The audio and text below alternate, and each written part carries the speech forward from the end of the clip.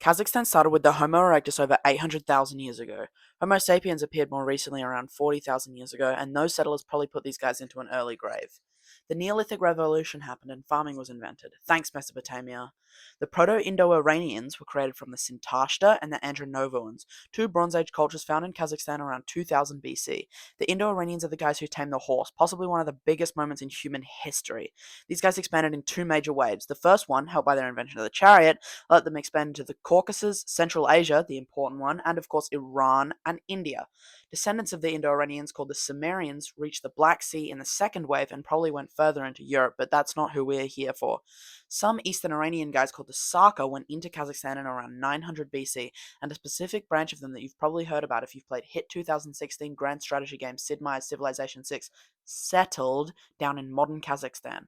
I'm of course talking about the Scythians. These guys dominated on horseback and quickly became the dominant force in the Eurasian steppe. They were raiders at heart, kind of like steppe Vikings, and would often raid West Asia. They ruled over the steppe for about 400 years until they were kicked out and beaten up by the Medes in the Iron Age. But all hope was lost as they were conquered by the Samaritan Confederation. The Scythians still plonked about for a good 700 years after this, but we have more interesting things to talk about. Cyrus the Great founded the Achaemenid Empire with a bit of Kazakhstan in it. What you've got to understand about the early history of these steppe nations is that most of it was ruled by small tribes, not huge empires. So there's only so much I can say about the history of this place.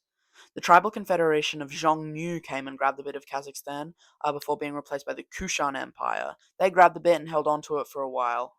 The Eastern Scythians were pushed out of eastern Kazakhstan by some Chinese nomads called the Zhanbei. These guys unified to push back the Han dynasty, but we are again drifting out of Kazakhstan. If you know much about history, you will have heard of the Sassanids, who took over the Parthians and the Kushan to form the Sassanid Empire. They also got in on the Kazakh action, but still most of the country is just loose tribes of steppe people.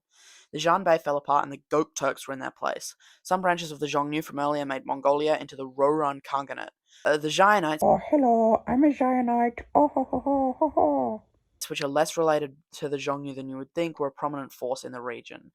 By the year 400 AD, the Scythians were completely gone from the Eurasian steppe. The Hepthalite Empire grabbed South Kazakhstan and was put under suzerainty by the Gok Turks. The Huns destroyed Rome, but the map of Kazakhstan stayed quite still. The Gok Turks finally locked in and took all the land from the Caspian Sea to Korea under the new Turkish Khaganate. Khaganate is basically Mongolian nomad for empire. The Gok Turks got too comfortable ruling over half of Asia and they exploded, and the Tardu were left in their place. The Tartu switched names to the Turkish Khaganate and grabbed a bit of the Sassanid Empire. Never mind, it was immediately taken back. The Romans finally gave up and the Byzantine Empire was born. But this is a video about Kazakhstan, not Rome. Bye-bye Sassanids. The Khan of the Turkish Khaganate, probably said as the Rashidun Caliphate, took over the entire Middle East. Finally, we have an empire who actually controls most of Kazakhstan. All of these guys have only had the bottom half, but we are so back. As the Kanga Union took over, the Kanga Union were the descendants of the modern-day Uyghurs and bye-bye Rashiduns, as they renamed themselves to the Umayyads. The Kanga Union stood tall as those Umayyads took a bunch of land from the Turks. The Turkish Khaganate is back, let's go! Born from the ashes of the Tang dynasty, the second Turkic Khaganate expands rapidly, but the Kangas are still going strong. By 700 AD, the Umayyads have taken over all of North Africa, but the Kangas are still standing. The Turkish Khaganate becomes the Uyghur Khaganate, and the Kangas are still standing. The Umayyads changed their name to the Abbasids, and the Kangas have fallen. The Turks are back, and they want all of Asia again. Bye-bye Uyghur Khaganate, the Abbasids lose shitloads of land to the Saffarids, and Kazakhstan is in pieces. The Saffarids are the Samanids now. Can these Middle Eastern empires not go 2 seconds without changing names? A new Chinese dynasty was just made. They call it Song. I'm sure it won't last. A new Khanate has just hit the scene. Khanate is different from Khaganate, as a Khaganate is ruled by a sort of Khan of Khans, and a Khanate is just ruled by an ordinary, plain old normal Khan. But we are at the turn of the millennia now, and who knows what could happen. Some time ago, the Abbasids became the Fatimids, but who even cares anymore? The Khanate I talked about a second ago immediately split into the West and East Karakhanid Khanate. Holy shit.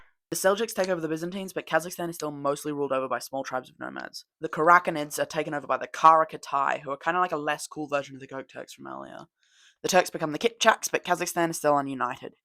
It's now the year 1200, and I think it's important to note that most of these massive, important empires that I've been talking about didn't actually control more than 30% of Kazakhstan.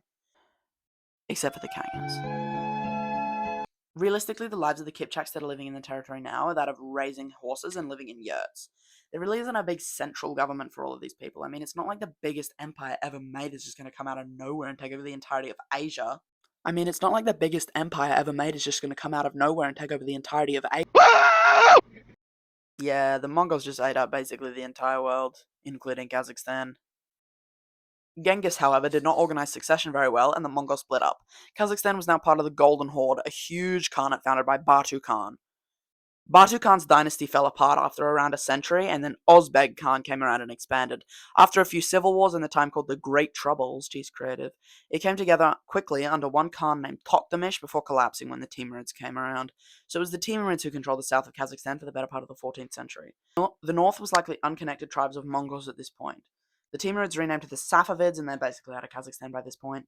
The biggest players in the land of the nomads by the 15th century is the Oirad Confederation, which was a descendant of the late Great Mongol Empire.